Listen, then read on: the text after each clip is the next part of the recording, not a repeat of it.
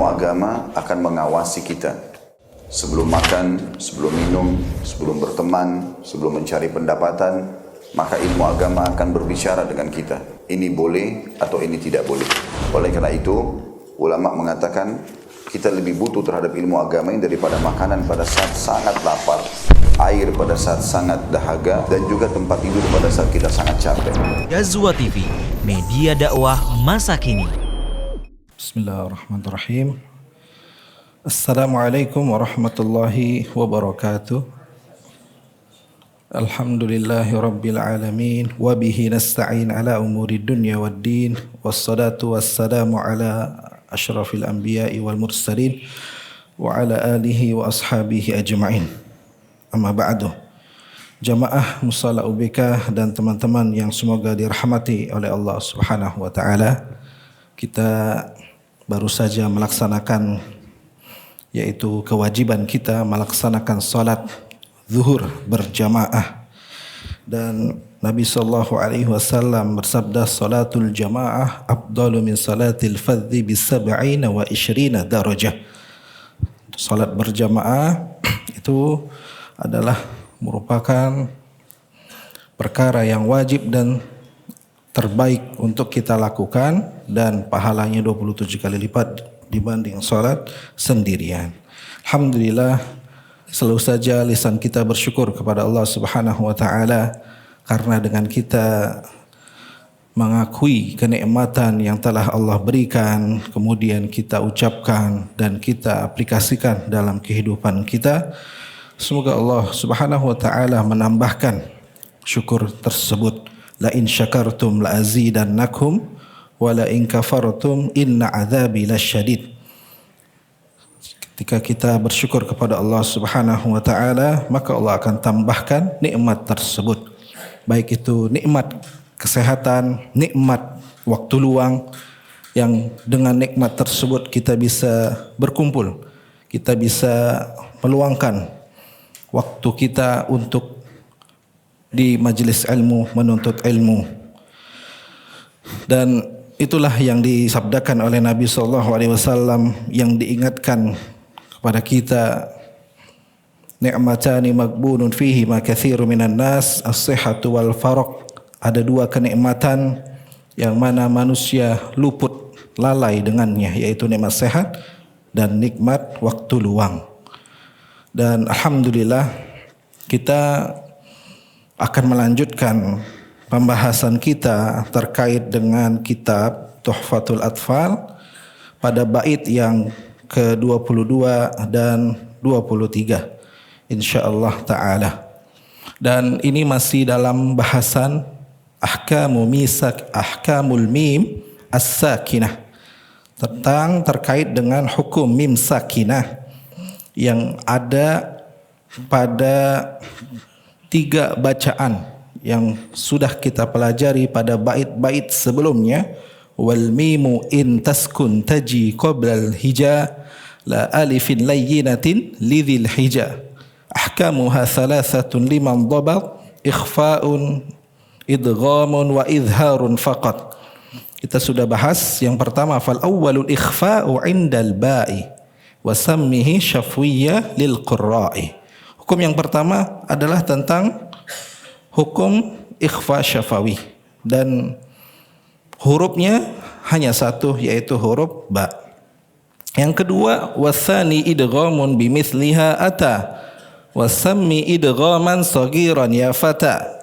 Dan hukum yang kedua dari hukum mim sakinah adalah idgham mimi atau idgham saghir atau idgham mithlaini. Dan hukum yang ketiga inilah yang akan kita bahas, dan kita akan coba mengetahui bagaimana contoh-contoh daripada idhar syafawi dari bait yang sudah disampaikan, yang sudah tertulis di matan Tuhfatul Atfal karangan Syekh Sulaiman Al-Jamzuri rahimahullah. Baik. Ya, bait yang kedua 22 dan 23 sudah tampil di layar terkait dengan izhar syafawi. Ya. Apa bunyi bait yang beliau sampaikan?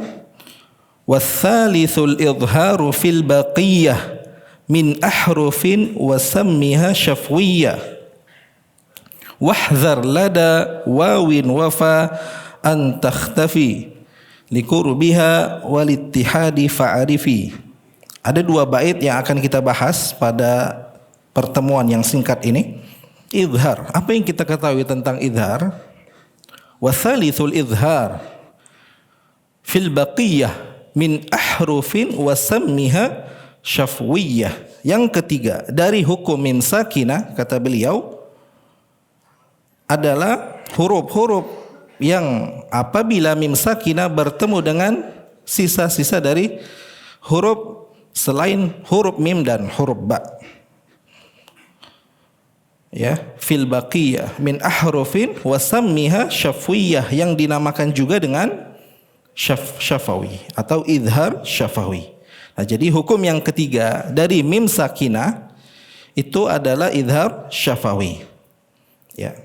Hurufnya ada berapa? Jumlah huruf idhar syafawi berarti sisa daripada selain huruf mim dan ba 26.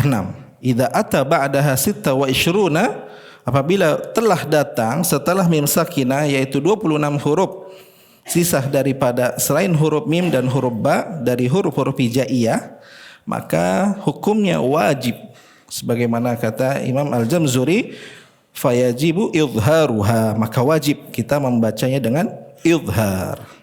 Baik, kita sudah pernah mengetahui sebelumnya tentang idhar secara bahasa, ya, artinya idah wal bayan. Al-idah wal bayan artinya apa? Yaitu jelas dengan membaca huruf mim sakinah terang, al-idah wal bayan. Adapun secara istilah, ikhraju kulli harfin min makhrajihi min ghairi ziyadatin fil gunnah. Kita mengucapkan huruf mim sakinah, kita mengeluarkannya sesuai dengan makhraj tepat dan sifatnya sempurna. Ya, tanpa min ghairi ziyadatin fil gunnah, tanpa kita menambahkan adanya gunnah. Itu secara istilah, dan tentu ini berlaku pada huruf mim sakinah. Ya, kemudian kenapa dinamakan syafawi? Syafawi berasal dari kata syafa, yaitu bibir, yang mana fokus ketika kita membaca makhrajnya huruf mim itu ya secara spesifik berasal dari bibir, atas dan bawah merapat, ya, tertutup sehingga terucaplah bunyi huruf mim. Ya, maka idhar syafawi adalah kondisi asal dari setiap huruf hijaiyah. Ya, bacaan mim sakinahnya ini percis seperti ketika kita membaca huruf mim itu sendiri. Ya, karena kita metode pembelajarannya dengan slide, ya, biar lebih bisa mengikuti dan tervisualisasikan, tergambar dan terbayang. Baik, jadi ada huruf mim sakinah. Mim sakinah ada simbol sukun yang bertemu dengan huruf-huruf hijaiyah. Kita sudah bahas yang pertama apa? Huruf, kalau bertemu dengan huruf ba ikhfa syafawi. Yang kedua, hukum kedua, kalau bertemu dengan huruf mim idgham mimi. Nah, yang ketiga ini adalah bahasan kita pada bait yang ke-22. Dan beliau mengatakan wasalithul idharu fil baqiyah min ahrufin wa sammiha syafwiyah. Dan hukum yang ketiga dari mim sakinah adalah idhar fil baqiyah, yang mana ketika bertemu sisa huruf hijaiyah selain mim dan ba. Wa sammiha, dan para ulama qiraat tajwid menamakan dengan syafwiyah atau idhar syafawi. Ya, jadi sebab terjadinya sudah sangat jelas, ya. Karena apa?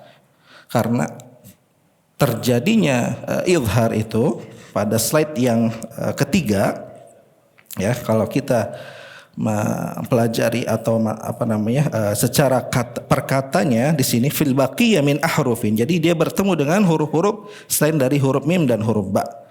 Ya, maka sebab terjadi idhar ini karena jauhnya makhraj mim dari sebagian besar huruf-huruf yang tersisa tadi.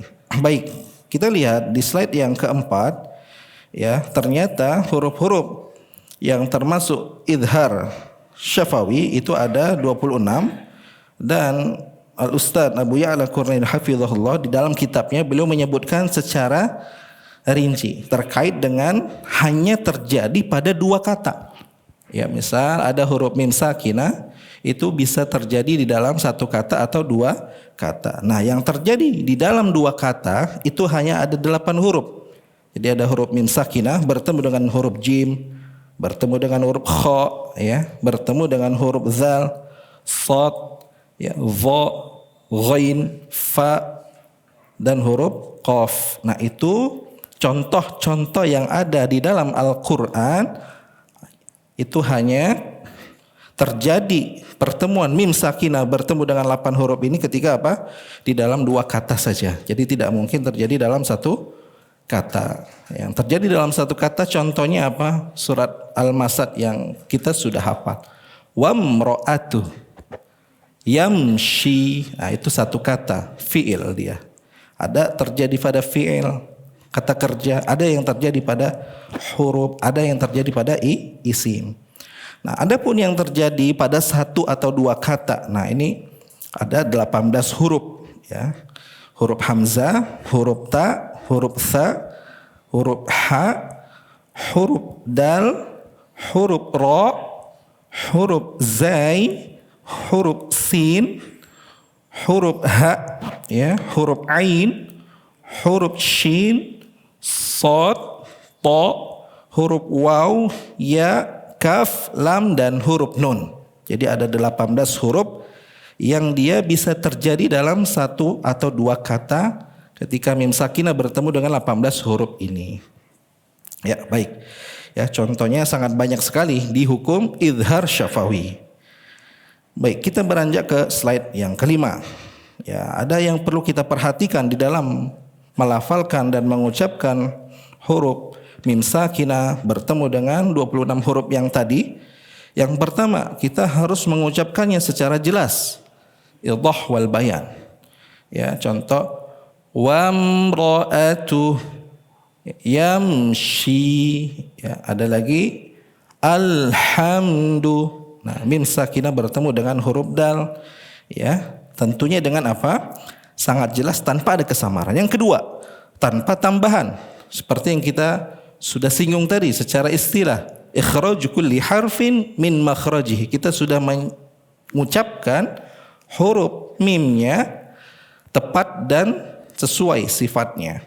Maka min ghairi ziyadah fil gunnah. Tapi di sini ada tanpa tambahan gunnah, ya. Jangan menahan suara selama 2 harokat atau lebih. Jadi syarat yang kedua tidak ada apa? Baqail gunnah. Ya, tidak ada tambahan gunnah. Sekarang pertanyaannya, apakah huruf mim itu termasuk daripada huruf gunnah? Iya, dia termasuk dari huruf gunnah. Masih ingat pembelajaran dan bait sebelumnya? Wa gunna miman thumma nunan syuddida wa sammi kulla harfa gunnatin bada. Dia termasuk huruf-huruf gunnah. Ada 2 huruf gunnah, yaitu huruf nun dan huruf mim. Tetapi kadarnya tidak sempurna. Nah, maka di sini disebutkan min ghairi ziyadah, tanpa ada tambahan gunnah. Walaupun aslinya ada gunnah. Yang berikutnya, kita tidak boleh memantulkan atau seakan ada qalqalah ketika membaca. Baik. Berikutnya, slide yang ke-6. Kita bisa perhatikan di dalam standar mushaf ya Madinah dan huruf mim yang biasanya ada di atasnya simbol sukun. Nah, di mushaf Madinah untuk hukum bacaan idhar syafawi itu ada simbol sukunnya. Dan mohon maaf, ini ada kesalahan ya dalam peletakan, harusnya di huruf mim yang sukun. Ya, kemudian di situ kalau di standar mushaf Indonesia itu ada sama ada sukunnya. Perbedaannya apa ketika di ikhfa syafawi? Sebelumnya kita sudah singgung bahwasanya kalau mim sakinah di ikhfa syafawi ini mushaf Madinah itu tidak ada mim yang di atasnya simbol sukun. Adapun mushaf standar Indonesia ada simbol sukunnya. Baik. Itu kemudahan yang telah dirumuskan oleh para ulama kita. Masya Allah. Kemudian yang berikutnya ada catatan dari Imam Al-Jamzuri pada slide yang ke-7. Ketika kita membaca contoh dari bacaan Izhar Syafawi, beliau menyampaikan dari bait yang ke-23, wahzar lada wawin wafa an takhtafi liqurbiha walittihadi fa'arifi. Berhati-hatilah di saat kita bertemu membaca mim sakinah dengan huruf waw dan huruf fa. Mengapa? Beliau mengatakan di situ liqurbiha, karena dia kedekatannya dengan huruf mim, walittihadi, dan juga huruf-huruf yang sama berasal dari makhraj syafatain. Nah, maka di sini harus berhati-hati terjadinya kesamaran atau idgham. Kenapa? Huruf mim sakinah itu berasal dari syafatain. Mim, ma, mi itu dari makhrajnya syafatain. Waw dari mana makhrajnya? Sama juga dengan sedikit furja. Wa. Yang kedua ada huruf fa, itu sama, dia makhrajnya hanya saja berdekatan, tidak menggunakan bibir atas, tetapi ujung gigi seri atas bertemu dengan bibir bagian bawah. Fa bukan pa. Nah, itu masih ada kesalahan yang terjadi mengucapkan huruf fa dengan pa. Pa bukan merapatnya bibir. Walaupun dari satu makhraj, tetapi dia hanya berdekatan.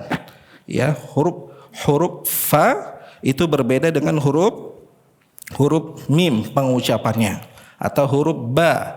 Huruf mim dan huruf ba sama, makhrajnya sama dari kedua bibir merapat. Adapun huruf wa sedikit furja, wa, dan huruf fa bertemu dengan ujung gigi seri atas dengan bibir bagian bawah. Nah, itu beliau memberi pesan peringatan, hati-hati ketika berhadapan ada huruf mim sakinah bertemu dengan huruf waw. Contohnya apa? Dalam surah Al-Fatihah. Alaihim waladh. Nah, di situ ada mim sakinah bertemu dengan huruf waw. Nah, hati-hati kata Imam Al-Jamzuri ketika mengucapkan huruf mim sakinah bertemu dengan huruf waw, dengan kita menahannya. Alaihim jadi seakan masuk ke huruf waw karena dia kesatuan dari makhrajnya, walittihadi, karena kesatuan dari makhraj yang sama. Kemudian walittihadi, jangan juga sampai kita mengucapkan huruf fa. Contohnya kaidahum fi. Nah, itu sama. Hum ketemu huruf fa. Kesamaan dalam kedekatan dalam makhrajnya. Nah, kita bisa perhatikan slide berikutnya. Mengapa mim ini sering tersamar di waw atau di huruf fa?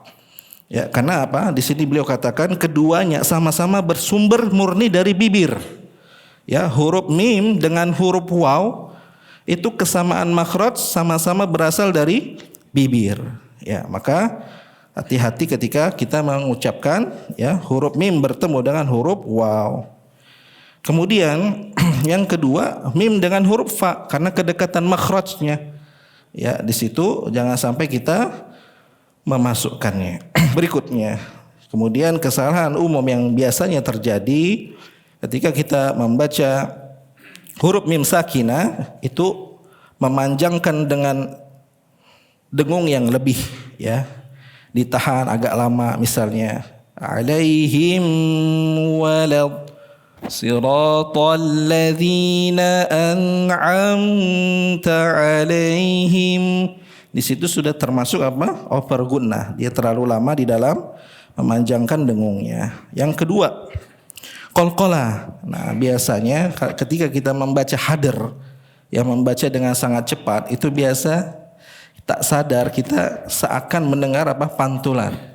Contoh misalnya alama tara kaifa alama ya mashi Alam tara kaifa, ya, yamshi alhamdulillah, itu ada pantulannya.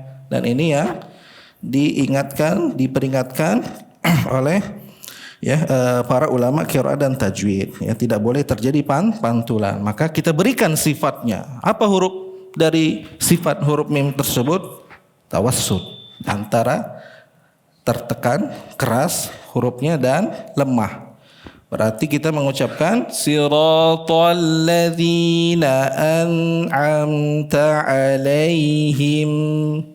Nah, gitu. Jadi ada sifat yang keluar dengan tawassut. Yang ketiga, memberi jeda. Ya, di situ ada seakan spasi. Nah, maka ini juga terjadi kesalahan. Biasanya ketika kita membaca dengan mengeja. Contoh yamshi misalnya, atau siratal ladzina an'amta, nah, itu dieja. Nah, itu juga terjadi kesalahan dalam membaca. Kemudian yang berikutnya, yang keempat, menyamarkan ikhfa. Nah, seperti yang diperingatkan oleh Imam Al-Zamzuri pada bait yang ke-23, wahdhar lada wawin wakhfa, jangan sampai terjadi ikhfa. Ya, seperti ikhfa syafawi, alaihim waladha, ya, atau dalam surah Al-Fil, kaidahum fi. Nah, di situ ada hukum ikhfa-nya. Kemudian yang terakhir, isba' harokat. Tidak boleh kita membaca mim sakinah yang idhar itu dengan kita memanjangkannya. Ya, yamshi itu juga sama, ada isba', ya, istilahnya ada seakan huruf-huruf mat sebelum mim sakinah. Ya. Berikutnya, dan perlu kita perhatikan, ya, dalam kita membaca Al-Quran tentu ada perbedaan. Ketika seorang talibul ilmi membaca kepada salah seorang syekhnya dengan pendapat intibakus syafatain ketika membaca ikhfa syafawi, atau dengan dia memberikan furjah, maka di sini kita wajib mengikuti sebagaimana apa yang diajarkan oleh gurunya. Maka di sini sama-sama pendapatnya ada dalilnya. Yang kedua, ya, kita tidak boleh berdebat di dalam masalah ini, karena setiap qari itu telah memiliki disiplin sanad. Yang ketiga, kita tabayun ketika ingin bertanya tentang hukum. Kok ana baca dengan Ustadz Fulan tidak lulus-lulus nih surah Al-Fatihahnya sebulan. Nah, berarti di sini ada sanad yang sudah distandarisasi dengan bacaan yang beliau dapatkan. Yang keempat, kita harus menghormati, ya, tidak boleh kita menyebut. Ana ketika belajar dengan guru si fulan, kita sebut namanya. Ya, kemudian itu bisa menjatuhkan marwah. Jadi tidak boleh, kita sebut saja ketika membaca seperti ini seperti apa. Mana yang paling kuat antara membaca ikhfa syafawi intibakus syafatain atau kita memberikan furjah. Ya, tarmihim bih. Ada yang seperti pendapatnya furjah, kita membacanya dengan sedikit ada furjah, celah sedikit tanpa harus diperbesar. Kemudian yang kedua, ada pendapat yang mengatakan intibakus syafatain, dengan kita menutup rapat tanpa harus ditekan, dengan sekedarnya, dengan secara lunak. Ya, kemudian ada di dalam membaca Al-Qur'an juga tentunya, ya, kita diskusikan, yaitu secara ilmiah. Ya, baik, yang terakhir, sehingga pembelajaran kita selesai pada bait 22 dan 23 terkait dengan hukum imsakinah, yaitu idhar syafawi. Kita bisa ringkaskan bahwasanya yang pertama, definisi daripada idhar syafawi adalah kita membacanya huruf mim tersebut dengan jelas. Wal bayan ikhraju kulli harfin min makhraji. Jadi huruf yang kita ucapkan mim sakinah, huruf yang pertama itu kita berikan hak dan sifatnya. Yang kedua, kita ucapkan juga sama seperti apa yang kita sempurnakan di sifat di awal. Tetapi huruf yang kedua dengan menyempurnakan sifat dan makhrajnya secara tepat. Yang kedua, kaidahnya jika mim sukun bertemu dengan 26 huruf selain mim dan ba, maka wajib kita membacanya dengan idhar. Yang ketiga, jumlah hurufnya ada 26 huruf. Nah, itu terbagi menjadi dua. Ada yang 8 huruf yang dia hanya terdapat dalam 2 kata. Ada 18 huruf yang terjadi bisa dalam 1 atau 2 kata. Dan ini Masya Allah, para ulama qiraat sudah mengkajinya dan mengetahui ya contoh-contoh yang mim sakinah itu paling banyak terjadi di isim, fi'il atau huruf. Nah, beliau sudah meringkaskannya di dalam kitab-kitabnya. Kemudian yang keempat, ya ada penamaan. Ya, kenapa penamaannya disebut idhar? Karena jelas mim sakinahnya kita dengar dengan sangat jelas. Ya, kemudian Syafawi dinisbatkan karena makhrajnya berasal dari bibir. Dan yang kelima, biasanya huruf mim ini terjadi dalam 1 atau 2 kata. Dan yang keenam, sebab ilmiahnya karena jauhnya makhraj mim sehingga pengucapan mim itu harus jelas, ya. Kenapa? Huruf mim itu bertemu dengan huruf-huruf hijaiyah karena dia makhrajnya berjauhan. Mim berasal dari syafatain. Huruf hamzah, huruf apalagi contohnya jim, huruf ha itu berasal dari mana? Tenggorokan. Nah, maka ini ada kejauhan jarak antara makhraj dan sifatnya, maka terjadilah hukum idhar, ya.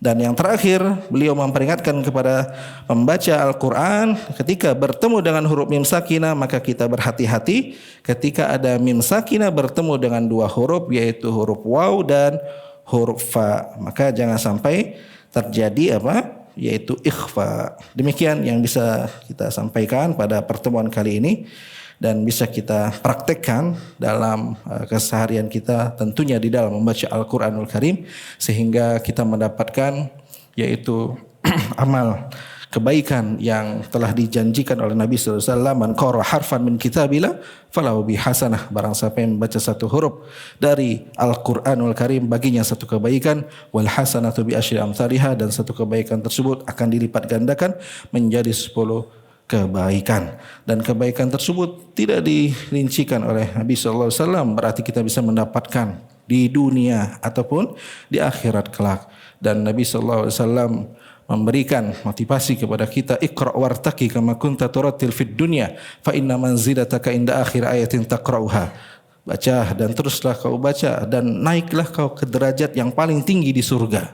Ini keutamaan spesial khusus untuk para penghafal Quran yang senantiasa dia melantunkan ayat-ayat Allah Subhanahu wa taala Al-Qur'anul Karim, sehingga kata Nabi sallallahu alaihi wasallam, fa inna manzilataka inda akhir ayatin taqra'uha, dan kedudukanmu di surga kelak adalah pada akhir ayat yang kau baca.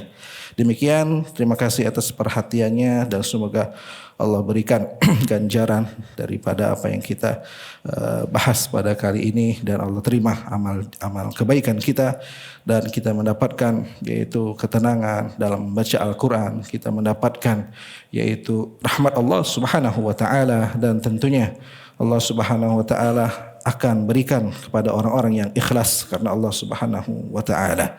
Kita cukupkan, kurang lebihnya mohon maaf. Dan kita tutup, subhanakallahumma wa bihamdika asyhadu an la ilaha illa anta astaghfiruka wa atubu ilaika. Tsumma assalamu alaikum warahmatullahi wabarakatuh.